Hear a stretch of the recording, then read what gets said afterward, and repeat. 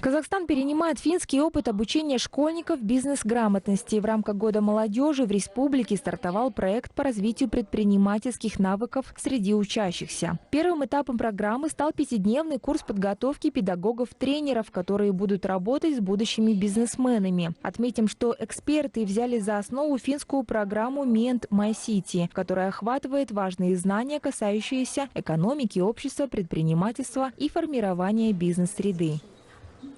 Основные моменты – это такие, как что такое общение в коллективе, это как учитывать риски, это домашнее распределение денег, да, то есть домашние финансы, финансовая грамотность, это что такое вообще общество, какие налоги, например, существуют в обществе. Мы не заканчиваем чисто вот работой в классе. У нас будет создан YouTube-канал, который будет помогать ребятам выполнять какие-то задания, показывать истории успеха ребят самих.